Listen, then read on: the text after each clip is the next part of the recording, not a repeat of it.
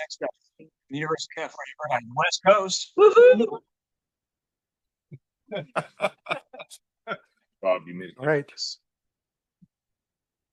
Cancer is an internal conflict.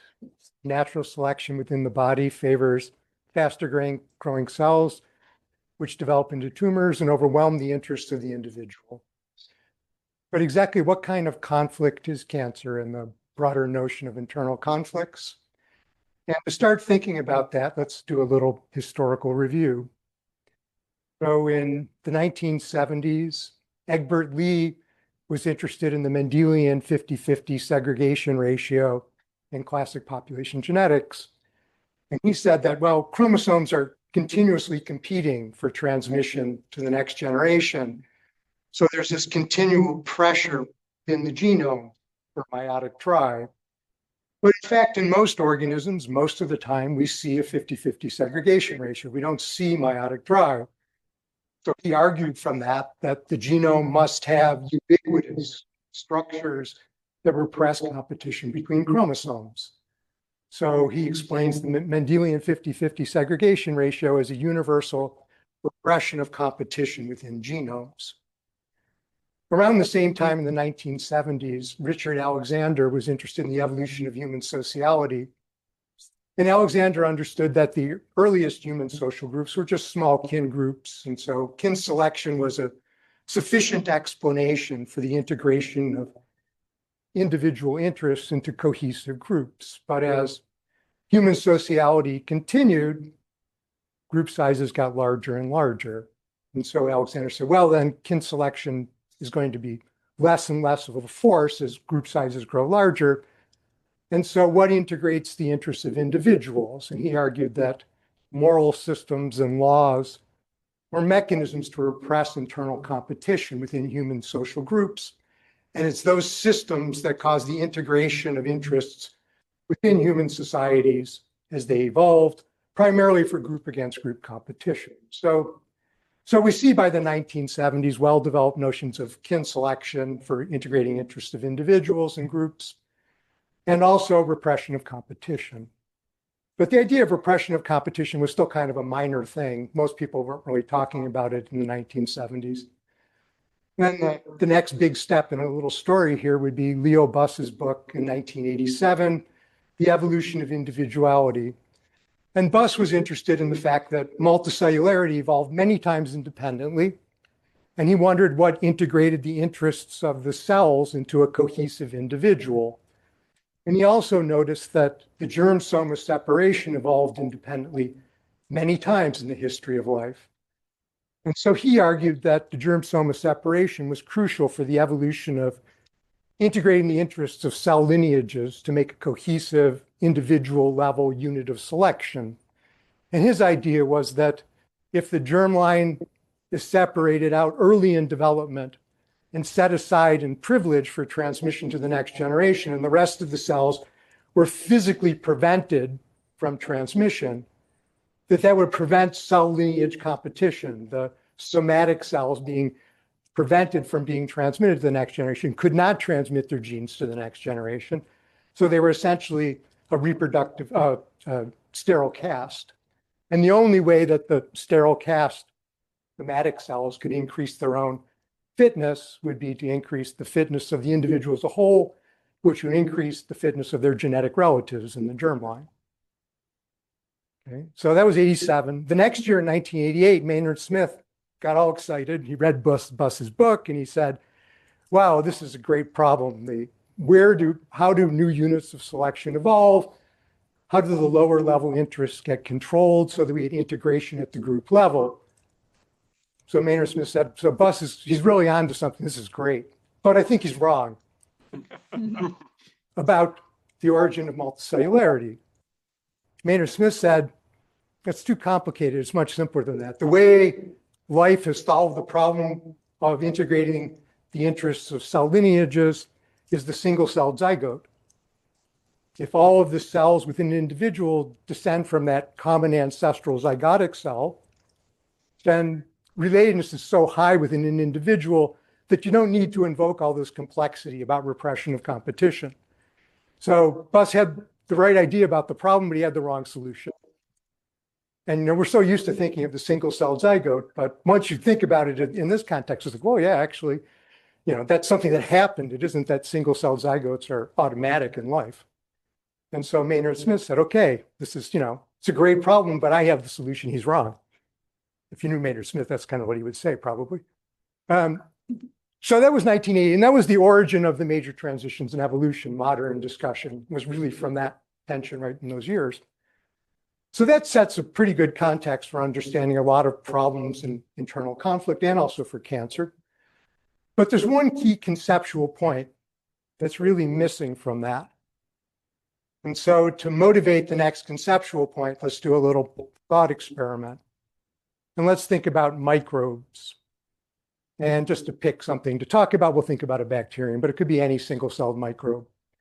And we'll think about a bunch of sugar, patch of resource, and we'll plant a single bacterium into that bunch of sugar, and bacteria do what they're good at. They grow into a large population, a clone, from a single-celled zygote, we could call it. So in principle, there's a lot of close relatedness within that clone. It's the same problem, really. But if you actually look at bacteria growing into what are often huge populations, what you often see empirically is a mutant that arises that overgrows the population, overgrows the original zygotic ancestral genotype, and takes over. Now, conceptually, there's no difference between that and a tumor overgrowth within an individual, right? You've got a fast-growing cell lineage, it overgrows the individual, and often these fast-growing cell lineages, not always, but often, they're less efficient at using resources. Here we could call efficiency, for every gram of sugar, how many bacterial cells get made. And it's not uncommon for that faster growing overgrowth lineage that takes over to be faster growing, but be less efficient. It makes fewer bacterial cells for every gram of sugar. So here's the key conflict. In the short run, fast reproduction wins. There's nothing to stop it. If it grows faster, it takes over. But in the long run, if it's less efficient at making bacterial cells from resource, it's going to be less competitive as a clone against other clones in the long run. So we have a timescale conflict. And I would argue that timescale conflicts are the single major axis that runs through many conflicts. I'll say many. I would like to say most, but it's hard to calculate. So I'll say many conflicts. It's also the hardest thing for most people to get their minds around who aren't evolutionary biologists. If you have other biology friends you talk to and you start talking about something that's about conflict, they'll say, oh yeah, I get it. And then they'll immediately mess up timescale. Timescales are subtle and they're universal. And so in the history, since we're doing a little history, who's the person who really nailed timescale conflict? George Williams in 1966, his book, Adaptation and Natural Selection, which we heard about before, that book is about timescale conflict. Williams argued that if you want to understand the structure of life, the fundamental organizing principle in life is that short timescales overwhelm long timescales. That's the message of the book. And that if you're going to argue that there's some higher level unit of selection operating at a slower timescale, that's the unit of adaptation. It has happened in the history of life, Williams said. It did happen. It has happened. But you better know what you're talking about because there's that powerful ubiquitous force of short timescales almost always winning. And so if you're going to say that you have a case where it doesn't win, you better know why. And he understood, broadly speaking, it was 1966, that kin selection and in essence, he probably fully understood a notion of repression of competition in some sense as primary causes, although it was at that time the language was a little different and so on. But he really said timescale conflict is the single greatest organizing principle in understanding how life works. So let's back up a little bit and just do a little diversion and talk about an interesting problem that I think hasn't been studied fully. So this is something that could be talked about later in the week in this particular meeting. And that is, let's go back to the bacteria. the force of that short time scale for overgrowth mutants in microbes, single-celled microbes, is so ubiquitous and so powerful. Over and over again, it happens that I would argue and predict that microbial genomes must have features that reduce the rate at which overgrowth mutants arise. I don't think anybody's ever studied that problem. And I'm sure that there's a great paper waiting to be written about that problem, and that there's a lot to learn about microbial genomes and the way they're built, because that force is so powerful, so constant. And there are things that can be done. We'll talk a little bit more about the origin of traits, because we're using mutation here as the proxy. It's a little more than that. But you can just hold it as mutation for now, and we'll go on. And while we're doing a little natural history, there's another problem that's similar that I find fascinating, and that's symbionts in insects, microbial symbionts in insects. Many insects have microbial symbionts, mostly bacteria and fungi, single-celled symbionts that live in their bodies that provide metabolic supplements, especially insects that feed on poor or narrow diets, blood feeders, sap feeders, and so on. Many of them have these symbionts, and often, not always, but often the symbionts are transmitted matrilineally. So the mother passes some of the symbionts through her eggs onto the next generation. And the usual story is that's vertical transmission. So this is an easy problem in terms of internal conflict.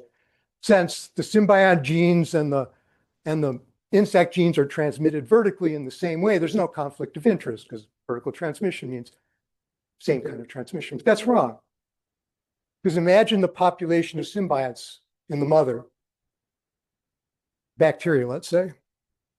If there's a mutation in one of the bacterial cells that causes it to grow faster than in the neighboring bacterial cells, it is going to outcompete the neighbors, even if it reduces to some extent the fitness of the host and the fitness of the vertically transmitted bacteria.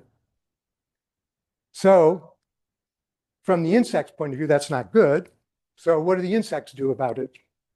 Well, they can do a couple of things. They can impose a single-celled zygote. They can transmit a very tiny number of symbionts in each generation to bottleneck the symbionts and make the relatedness high. That can work. Or what's the other thing they can do? They can impose a germ-soma separation on their symbionts.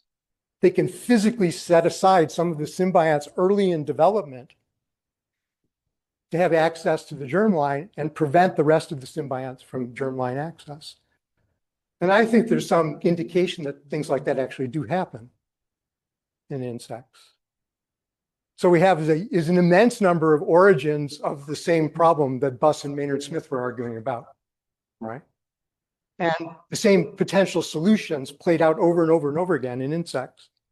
So that's another, I think, another great topic. There's been a little bit written about, but I don't think it's ever been really developed because there's so much good natural history around this topic.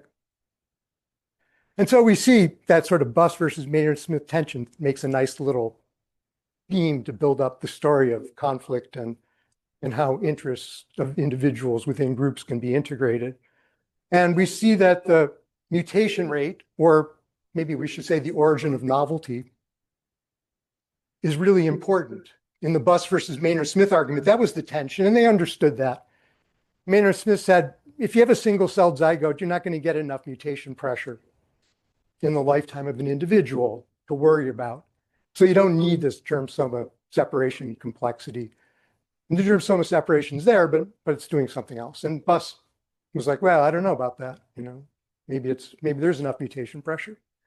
So you can kind of see where we're going in relation to cancer.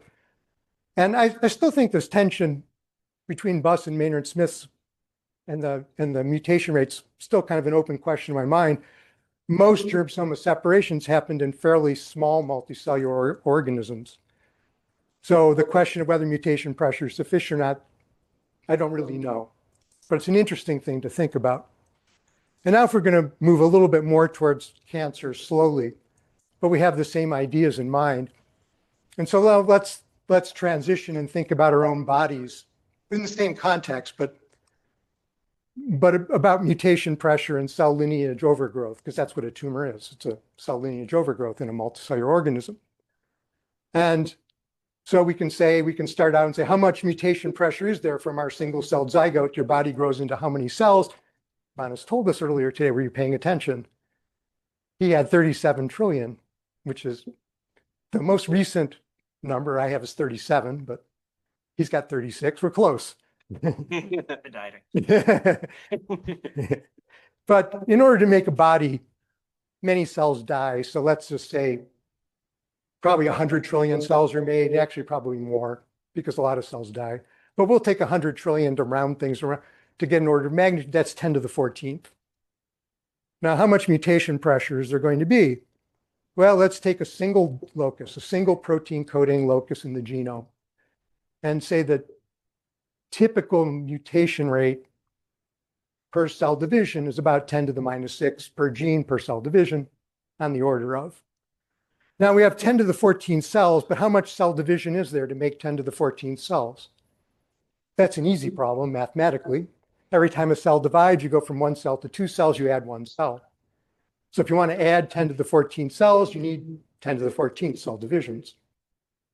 So 10 to the 14 cell divisions times a mutation rate of 10 to the minus 6 per locus per cell division is 10 to the 8th. Every gene in your genome mutates about 10 to the 8th or 100 million times to make your body. That's one locus. You got about 10 to the 4th loci. It's about a trillion mutational events in your genome at the protein coding loci, which is a tiny fraction of your genome. So we've got plenty of mutation in our bodies. So that kind of sets the stage. And we know that our bodies have lots of repressive mechanisms. Got checkpoints on the cell cycle, your immune system controls tumors, so on and so on. So we know our bodies are deeply designed to repress that internal competition, and cancer is basically the breakdown of the normal designed mechanisms to control cell lineage competition. So let's move on to cancer now. And I want to start by giving you the standard story about cancer, as it is widespreadly agreed upon in the modern cancer research literature. It's very simple. The origin of tumors happens in a direct, well-understood way, according to this standard theory, which is that mutations arise that cause cells to divide faster than normal. Those are called oncogene mutations. And there are several oncogenes that are mutated in human cancers that are associated with greater cell division. And we'll talk about one or two of them later. And then one of the other great things that happens is that your body has repressive mechanisms, like if your cells are acting abnormally, they kill themselves. There's a programmed cell death. Your cells are designed to kill themselves if things don't look good. Something's funny here. Just kill yourself, basically. And they do. And the gene, which is most associated with that, is called P53. It's the most mutated gene in all human cancers. And such genes are called tumor suppressors. So something that causes cells to kill themselves is a tumor suppressor function, and the genes associated with that are called tumor suppressors. And so the genetic changes in cells are the knockout of the tumor suppressors. So you get a gene that makes cells divide faster. You get mutations. So you get a mutation that makes cells divide faster, oncogenic mutations. And you get mutations that knock out tumor suppressors. And you release the brakes on the cell cycle. You've got cells that are dividing faster. They're not dying. They're dying less often. So higher birth rate, lower death rate, population expands. You've got a tumor. That's the story. There's a huge amount of evidence that's consistent with it across cancer research. And essentially everybody thinks that's how it happens. But there's a fringe crowd. I'm in the fringe that thinks, well, there's some things that don't quite add up there. And there's other people that think this also. And so let's talk about the things that don't add up. Well, a tumor is not just a bunch of rapidly dividing cells. The tumor is actually the origin of a complex new tissue that does a lot of things. To be a successful solid tumor, it has to attract a blood supply. It has to avoid the immune response. Your immune response is very efficient at detecting aberrant cell lineages that are expressing different proteins and clears them. So all successful tumors have to be able to repress immunity or avoid or evade the immune response. Solid tumors have to break down the local tissue barriers. Your tissues have lots of structure. So they secrete proteases to break down the neighboring tissues and spread through your body. They do many things. It's actually the origin of like a novel functioning little organism. They're complicated. So the idea that the origin of a tumor is just cells dividing faster because they divide faster and they don't die sounds good at first pass, but then it doesn't really match what tumors look like and do. So that's one problem. Another problem is that a lot of cells in your body have those mutations, those oncogenic and tumor suppression mutations. So I'm older than most of you, and my skin is full of them. My colon is full of them. You're on your way. You've got those mutations, but you don't necessarily have tumors or cancer. So they're certainly not sufficient. That's known. So the issue really is the origin of novelty. So remember I said, well, when we were talking about Buss and Maynard Smith, and we were talking about mutation rate, we were talking about mutation rate as the proxy for the origin of a cell lineage that could outgrow the clone. But we're talking about the origin of a new trait is really the problem. In bacteria and single cell things, we don't know how complicated that is. But for a tumor, we're going to have to say it's complicated. It's not just a mutation. And one of the reasons why I love this topic is we could say, play a little game. What's the greatest puzzle in all of biology? One candidate would be the origin of novel traits. What was the greatest puzzle in Darwin's time? Was the origin of novelty. Where do wings come from? Where do eyes come from? That's what everybody was worried about. That's what Darwin was worried about. The origin of species is not about the origin of species. All evolutionary biologists know that. It's about the origin of novelty. So one of the things I like about this topic is what we really have to understand for timescale conflict and internal conflicts is the origin of novelty and the rate at which novelty arises. And we use mutation as a proxy for that often, but I think it's not quite right. And the cancer story turns on that same issue. So let's now talk about why I think that there's more to the story. So what I want to do is tell you about some experiments in mice that have been done in the last 5-6 years. There's other experiments, but I'm just going to focus on one sort of set of experiments for the story. And so this lab, a few labs have worked on this, but one of the first labs to work on this particular line of thought was, okay, let's work on lung cancers, and we're going to use mice because they're experimental animals and it works. And so we'll look at lung adenocarcinomas in mice. And we know in mice and in humans that one of the first things that happens in some, not all, but in many lung adenocarcinomas is a mutation in the gene KRAS. KRAS is a classic oncogene that's correlated with increase in cell division. So it makes cells grow faster. So let's build these mice to have KRAS mutations and grow them up and see what happens. So they did that. KRAS mutated mice, they grew up the mice to see what happens. What happened was not very much. Well, there was a little bit, maybe a little bit in some of the mice, a little extra thickening of the cells, tissues, and so on. Not much happened. Now, the other thing that typically happens in lung adenocarcinomas is a mutation in p53, which is a knockout of the tumor suppressor, the programmed cell death. p53 does lots of things, but that's sort of the standard story. So they said, well, let's make some mice that have KRAS and p53 mutations and grow them up and see what happens. So they did that and they grew up the mice to see what happens. And what happened was almost all the mice got lung cancer. So this is like a perfect match to the classic genetic theory of the origin of tumors. So it's great. But what was really good was the onset of single cell technology had happened. And so now it's possible, when these experiments were done sort of around for the first time, that you could actually do single cell transcriptomics on the cells and see what's going on. So you do a transcriptome, that's the messenger RNA, and it tells you a pretty good approximation what proteins the cells are making. So basically we'll call cell state the set of proteins that a cell is making at any time. We'll call that state. And so they said, okay, let's go back and look at what's happening in the cells to try to get a better sense of causal mechanism. So we've got the KRAS mutated mice. And so we're going to look in the cells of these KRAS mutated mice, in which not much happened at the tissue level.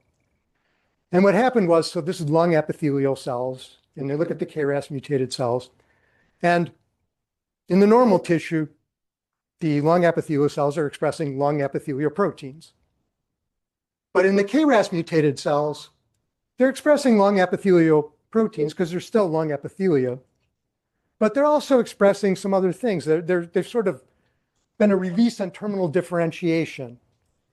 And so their cell states are starting to wander a bit stochastically. And there's, maybe they're expressing some pancreatic cell genes, but they're not pancreatic cells, but a little bit of other things, maybe a little muscle, They're weird. They're kind of wandering a little bit. That terminal differentiation's been relaxed a little. So they see that. Now they go in with the KRAS plus P53 mutated cells. These are the ones that essentially gave cancer to all the mice. And they look, and the cell states have gone nuts in the early tissues of these cells, of these mice. And what they see is the cell states are wandering over a broad range of different cell types, but they're lung epithelium, so it's not like they've changed into other cell types, but they're expressing some proteins from other cell types. And they identified 12 different cell states that are kind of things that the cells hit on, but it's stochastic. So the cells are just kind of moving around. The terminal differentiation has really been relaxed, and they're all over the place. They're really plastic in terms of what they're expressing. And they found in the middle of this matrix of different cell states, a particular cell state that seemed to be really important and be involved in actually causing the tumor to grow. And they actually found the same weird cell state in human lung adenocarcinomas. So it's not just something weird about the mice. It seems to be something about lung adenocarcinomas. And this cell state expressed some trophoblast cell program. Trophoblasts are the cells that make human placentas. Now, if you were going to build a tumor, what could be better than a fast-growing tissue which attracts a blood supply and rejects immunity? These cells are they're not placental cells, but they're expressing some of the placental cell program genes. These cells, same cell state, is expressing some chondroblast cell state. Chondroblasts make connective tissue. If you're going to build a novel tissue, it's got to have structure because tissues need structure, otherwise they just kind of fall apart. So it's expressing some chondroblast cell program. These cells, same cell state, expressed some of the tubular kidney epithelial cell state. Tubular kidney epithelial cells are particularly good at rejecting immunity. So we've got trophoblast, chondroblast, tubular kidney epithelial cell states all being expressed. And the people who wrote this particular study, they were molecular biology lab people. They described it essentially as basically by combining these different cell programs, this cell state was actually a progenitor of a wide range of different types of they're very plastic and really can make something that's new by combining the developmental plasticity that's normal in different cell types, but recombining them in a new way. Now, if you know anything about the origin of novel traits and some of the things that have been discussed over the last 25 years in evolutionary biology, you might know that Mary Jane West Eberhard wrote a great book, Developmental Plasticity and Evolution. And that book is about the origin of novelty. And what West Eberhard said was, we have this standard view of the origin of novelty. You get a mutation, it's advantageous, it spreads. You get another mutation, it's advantageous, and it spreads. And eventually, you get something that's new. And that's how we're all trained to think. She said, I don't think that's how it happens at all. When you have an extreme challenge, organisms are highly plastic and they'll make responses to that challenge. And the way in which they can respond to some really novel extreme challenge is by recombining different developmental trajectories that are normally present in a new way. And then you can go in sort of from zero to a new trait pretty quickly in that way. And then you get secondary genetic stabilization. So this story from the lung adenocarcinoma told by people who don't know anything about who Mary Jane West Eberhard is and how evolutionary biologists think about the origin of traits, describe the origin of lung adenocarcinomas almost exactly with the central thesis that Mary Jane West Eberhard had for the origin of novelty. The rearrangement, they didn't use the word recombination. Mary Jane calls it developmental recombination. But they almost said tumors come from the developmental recombination of plastic traits that are common in development. So that's interesting. Now here's still kind of a tension, right? Because KRAS, P53 are understood widely in cancer research based on huge amounts of evidence that they're oncogenes and tumor suppressors, and that those are mutations which cause the origin of cancer. So I haven't resolved that yet. But we see that the KRAS mutation is releasing developmental plasticity, even when no tumor is formed. There was a study done on the pancreas recently that showed exactly the same thing, that pancreatic tumors often have KRAS mutations long before the tumors develop. And then when you look in the tissue, those cells are exploring, they're dedifferentiating and expressing developmental plasticity. Let's go back to the lung. In normal lung development, there's a cell called AT2. AT2 is a cell that's common in development in the lung. It differentiates terminally into AT1, and AT1 is what lines your lung, epithelium. And AT1 is pretty locked down. It's a terminally differentiated. AT2 is a real flexible, developmentally plastic cell that's often used in wound healing in the lung. In fact, when there's a wound in the lung, AT1 goes back to AT2-like cells, and that's involved in releasing the wound healing capacity. But normally your body, in all of your tissues, locks down wound healing because wound healing is sort of the basis of developmentally plastic cells, which are perfect if you want to make a cancer, for example. So wound healing is well known to be highly correlated with tumor development. So here's the interesting point. In normal development, AT2 terminally differentiates into AT1 by the expression of P53. P53 plays a role in normal terminal differentiation of AT2 to AT1. If you knock out P53 in AT1 cells, they start to go back, they release their terminal differentiation, they start to go back to AT2 type cells. So this really changes the classic cancer story. Yes, there are mutations in KRAS. Yes, there are mutations in P53. We know that empirically. We know that they're widespread in cancers. We know that they're correlated with faster cell division, knockout of cell death. But the story that I see is that these genes also play a role in development, and that the story is that the classic cancer mutations release developmental plasticity. So mutations matter as the initiation phase, but in a different way, the releasers of plasticity. The plasticity is the creative force. And then secondarily, you get mutations that lock down the plasticity to get heritability. So I like to say genetics releases, plasticity creates, and genetics stabilizes is the algorithm for the origin of tumors. So that's most of what I have to say. Let's make a few more comments. The origin of novelty is really at the heart of this, and the origin of novelty is crucial for internal conflicts because it's what drives timescale conflict. And timescale conflict is one of the great axes over which we understand how natural selection works in general, and certainly for conflicts in particular. And then I want to just give one more digression about an interesting topic for further discussion, and then I'll be done. And that digression is that one of the interesting things that happens in some tumors, not all tumors, but in some tumors, is that the early stages of progression often are associated with a burst of mutation, not just point mutations, but all sorts of genomic rearrangements and genomic complexities building up. And sometimes those mutation rates or genomic disruption rates are so high that I like to say that it's almost like you push past the mutational meltdown threshold.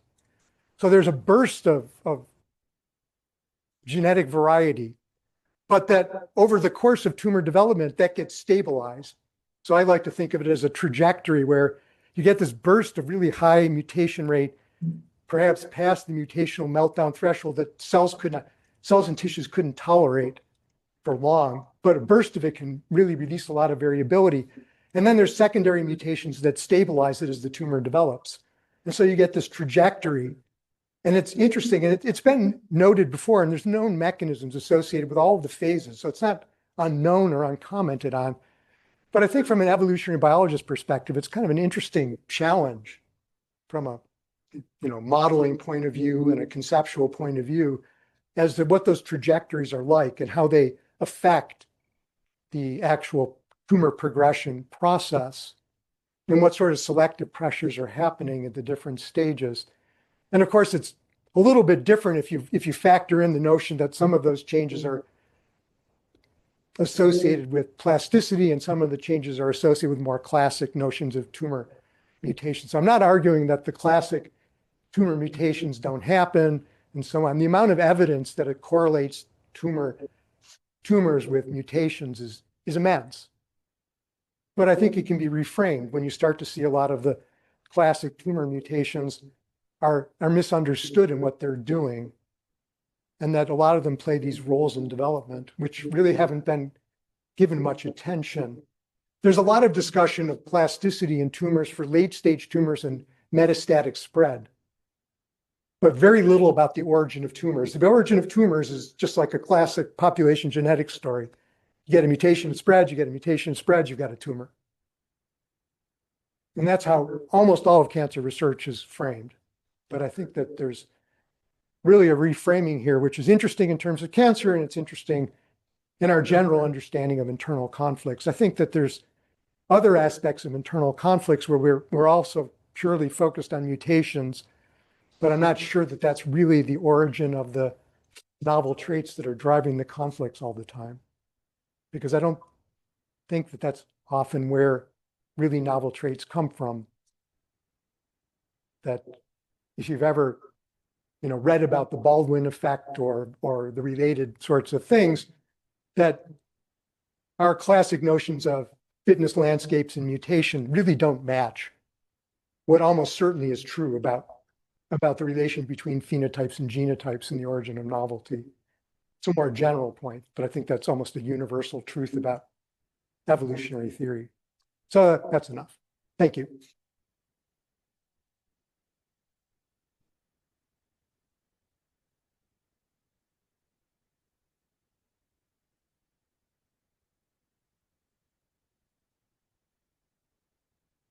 So do you think that the main problem with that canonical view of like how we think of cancer arising is really people think, oh, growth rate's the thing, but the growth rate's a red herring because it's the release from terminal differentiation that then you get growth, but the growth isn't the thing. It's the exploring the kind of developmental landscape. I mean, there's no simple answer, but I think that what's interesting is you have to think about the history of how things are measured, because it's really a great story in the history of science. It's a measurement story. So if you classically, if you wanted to sequence a tissue in cancer or you wanted to do transcriptomics, you needed 1 billion cells and you ground them up and you made a mess. And then you looked at what was happening in those 1 billion cells. So if a tumor is expanding, you can't really say why mechanistically. All you can do is correlate the mutation with the expansion. But once you go to the single cell level, it's very different. It's a bit like saying, well, in 2 different countries, diabetes is high in one country and diabetes is low in the other. But all we know is that on average, it's high in one country and low in the other. And we also know on average that people in one country eat some foods because they like them. In another country, they don't like those foods. They eat other foods. So could be that those foods that they eat are so perfectly correlated with it. But if you start to go to the individual level, because you've got a new microscope, a new tool, then you can immediately look at whether people with different diets really get cancers at different rates or diabetes at different rates. And often the answer is no, because you're aggregating at such a high level that you're confounding things. So it's actually kind of an interesting story about the history of measurement and how the single cell technology, by finally giving us a look at, for the first time, at what's happening in cells when they get mutated. And as soon as we look, we see these classic genes are releasing terminal differentiation early. So I think it's really a story of measurement. And then there's just the inertia. There's so much evidence that correlates mutations with tumors growth that it's going to take an overwhelming amount of evidence of the single cell kind and developmental kind to turn the story around. So what I think is interesting is it's happening in real time now. So if you just read Science and Nature over the next 10 to 15 years, I think you'll see the story playing out in real time and you'll be able to see the change. But is it some idea that oncogenes are just like a signature that they're involved in differentiation, or is that not? Well, so I mean, it's complicated because these genes do lots of things. So it's not like these genes don't affect the cell cycle. So like the retinoblastoma gene is a classic cell cycle checkpoint gene. And retinoblastoma genes often mutate in different cancers. But a lot of these, so I just wrote a manuscript where I took the most mutated genes in all of human cancers. And I said, okay, how many of these genes play a role in normal development? They all do. So I don't know. I mean, it's interesting. It doesn't prove anything because these genes are kind of involved in lots of things in this cell. They're sort of centrally placed genes. But I mean, to me, the most shocking thing of everything I said was that P53 plays a role in normal development AT2 to AT1. I mean, if you're a cancer biologist, lung cancer is the #1 killer of humans, right? So everybody's interested in lung cancer, and P53 is the knockout of this classic cell death program. That's just like what you know about cancer from your very first class, your first lecture on cancer.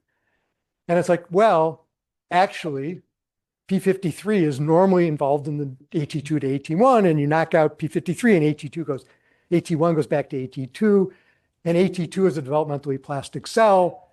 And to me, that was just amazingly interesting. It's one story. So we need more.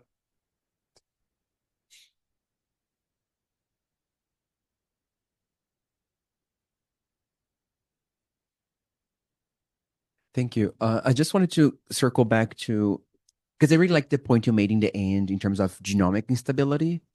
When you said that, if we do karyotypes of cancer tissue, for instance, we see an increased rate of chromosomal aberrations, right? So translocations, inversions. And I was actually going to ask you about that, but then you explained that through the development of the cancer tissue, we see an initial increased rate in those chromosomal changes, and then eventually the tissue stabilizes.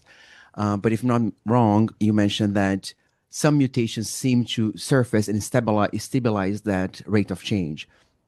But can't it be that, in fact, the cells that survive the cancer progression are those that haven't passed the mutational meltdown you mentioned, instead of other mutations appearing to controlling that progress? It could be, but there's some mechanisms that are known. So like one of the classic mechanisms for chromosomal instability is telomere shortening. So you get the cells start dividing, the telomeres shorten, and then at a certain point, you get the classic Hayflick limit problem, and you get the chromosomes start expressing all sorts of abnormalities because the telomeres have become so short. And so you get a lot of chromosomal rearrangement and so on.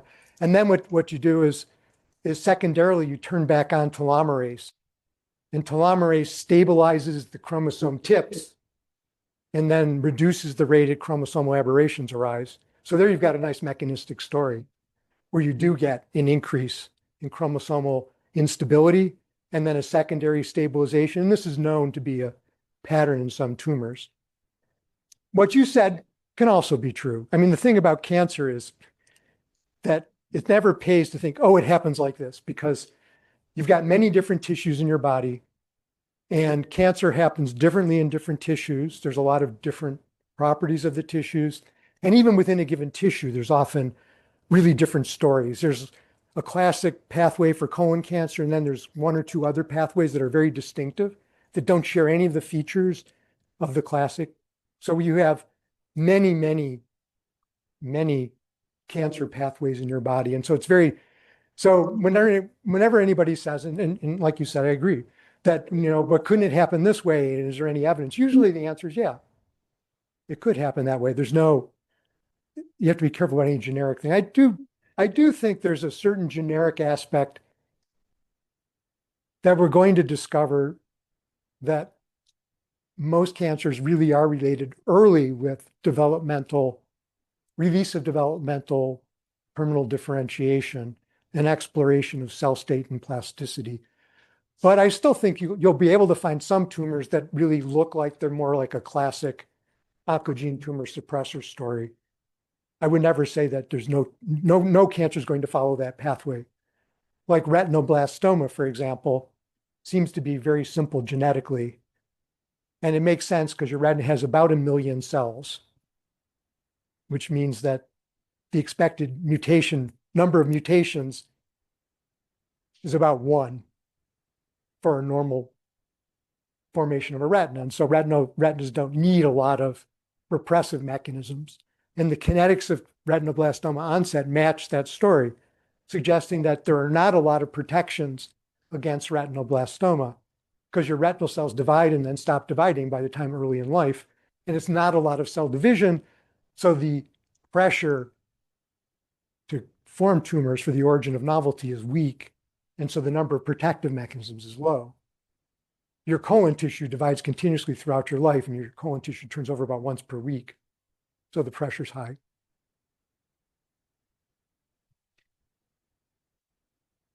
Hi, Steve. Does this work?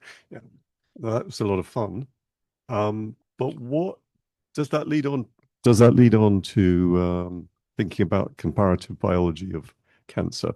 So have you looked in, so you had this nice story about the cancers basically picking up on being a placenta because it has properties that are good. But what if we look in non-mammalian animals, or what if we look in plants? So that would be good for your hypothesis if we see developmental processes being quite different and reflecting those life histories of those different organisms in terms of their cancers. Yeah, that's absolutely a great question. And I was going to add, talking about comparative biology, but you even expanded it wider than I would have done, which is fine. There's quite a bit of information about them. So whales have more cells than we do. Tortoises live longer than we do. They don't get more cancers than we get. So P53 is, in some organisms, I think in some whales, is duplicated many times across the genome, which suggests its tumor suppressor role rather than its developmental role, for example. So none of these stories are ever going to fit perfectly. And it's the comparative biology that will be, as you're indicating, often the best test. So there's a lot of, so we have a lot of comparisons. We have the tissue comparisons within our bodies. Our tissues vary tremendously. So there's a lot of comparative biology within us. Then there's a lot of comparative biology among different mammals. So mice don't get cancers like we get. So mice are terrible models for human cancers. Because we live longer and we have more cells, about 85 to 90% of human cancers are in epithelial tissues. Mice don't really get epithelial cancers, so we have to engineer them to get epithelial cancers. They get sarcomas and lymphomas, but they won't really get kind of epithelial cancer. So they're very different. And they have seemingly fewer protections from what we can tell from the kinetics of onset. So there's a lot of good comparative biology closer. And then as you go out wider, you get increasingly different views. I would go all the way back to my bacterial story, right? But there, it's not so much a question of development, but it's more a question of the origin of novelty. Where does novel overgrowth come from in terms of, is it just like mutation boom, or do we need to think about the fitness landscapes and the origin of novelty a little differently? So all of those every comparison provides, a new angle on the story.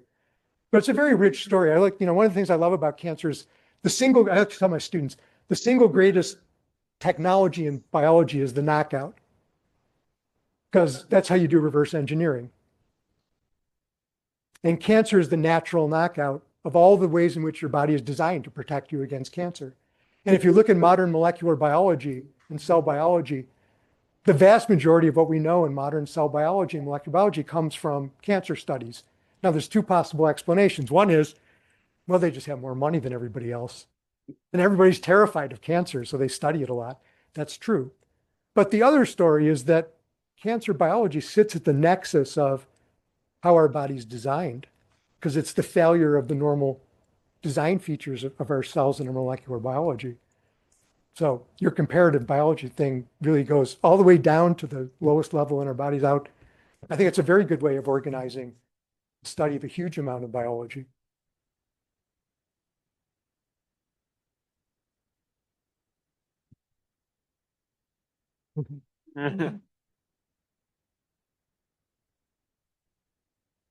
Thank you, and sorry to make you run. Yeah, I guess my question would be, so in the story you told, it seemed like cancer was kind of co-opting these developmental mechanisms that like already exist, right? And so I guess the question is kind of, would you expect a priori, or is there any reason to expect that a more complex developmental regime would be I guess like more susceptible to cancers, or more susceptible to a more kind of complex what is it, oncogenesis? And like I guess the converse would be, could you say something else about, I guess, like a less complex developmental regime? I think I there's a lot of kind of moving parts in the system that it's not clear to me why they are in the first place. Like, for example, why are there so many cell types? And is there any sense in which like the cancer risk is actually imposing some kind of constraint on the complexity of developmental regimes? Those are good questions. I think your last question, I think the answer is yes. I think that cancer as a selective pressure has affected how tissues are organized. And so that goes back to John Cairns' paper in 1975, which is a beautiful paper where he talked about, so for example, in your colon's basically a hollow tube, and it's lined by a tissue that's the epithelial tissue in the lining, and those cells die and get sloughed off about once per week throughout your life. So you have a huge amount of cell division in your colon over your lifetime. And the way the cells renew is that there are invaginations, and you have about 10 to the 7th of these invaginations, and they go down into the tissue, and they're what's called crypts. And at the base of the crypts, roughly speaking, are stem cells. And the stem cells divide, and the usual story is, well, when a stem cell divides, one of the cells goes up and goes up the crypt and starts dividing. They're called transit cells, and they get to the surface and they die. And some of the cells stay at the bottom to be future stem cells. And this means that most of the cell division are in cells that get washed out. So you build your tissue so that most of your cell division is built to be washed out. And you keep the number of cell divisions in the basal layers relatively low. So in the blood system, there's a hierarchy of stem cells. So hematopoiesis is interesting because of its hierarchical nature. One could argue that that's partly a control mechanism.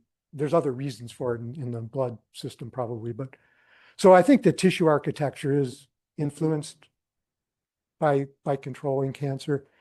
Your other question about developmental complexity in cancer, I don't have an immediate response. It's an interesting question. I think that, in some sense, because the origin of a tumor is the origin of a complex new trait, you need a certain amount of developmental complexity to make a tumor. So real simple tissues, well, they make different kinds of tumors. You know, if the tissue's simple, then they're just overgrowths. If their tissues are complicated, then they attract blood supplies, they mix different cell types, they do all sorts of other things. Okay, so thank you. Steve?